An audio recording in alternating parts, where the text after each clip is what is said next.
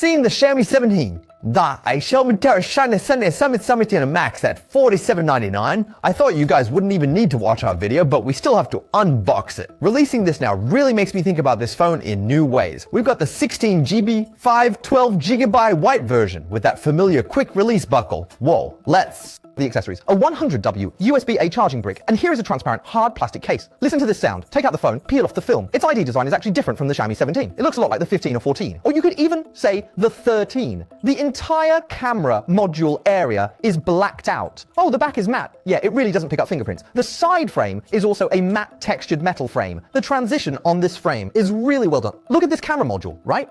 It feels comfortable in the hand. Large front R corners. This size matches the Xiaomi 17. Hey, 17 Pro Max. We weighed it and it's 228 grams. Honestly, that's pretty wild. You'll see what I mean soon. As the newest Xiaomi 17, what makes the Max?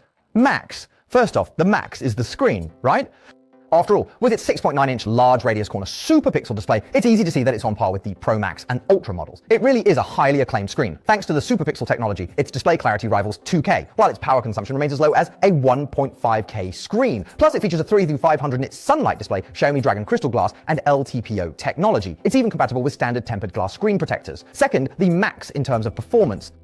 Although it also features the Snapdragon 8 Elite, and we did run Genshin Impact, there really wasn't any need to test it. But you have to realize that it's large and lacks a back screen, so it naturally has better heat dissipation and is easier to attach a cooling clip to, don't you think?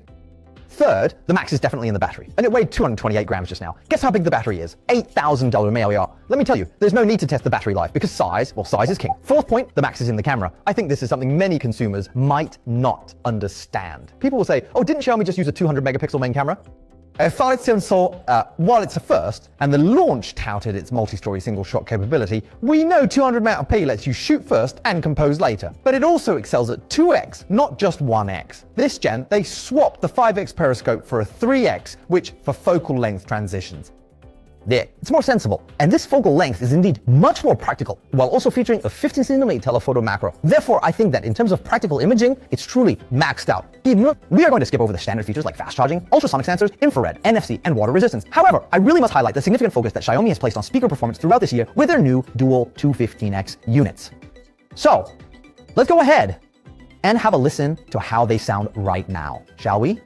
In summary, I believe the Xiaomi 10 Ultra is a well-rounded product within the Xiaomi 10 family. At first, some people called it just a big screen version of the Xiaomi 10, but I completely disagree with that view. I see it as an updated iteration of the 10 Pro, featuring newer technology and better specifications. Honestly, even if it had been released alongside the Xiaomi 10 series, I think it would have been reasonable because the former is more practical, while the latter focuses on a more pro feel and higher distinctiveness. No complaints there. Honestly, launching at a time when memory prices are rising puts them at a disadvantage. But wow, I really can't argue with the price Xiaomi set. They've really got something there.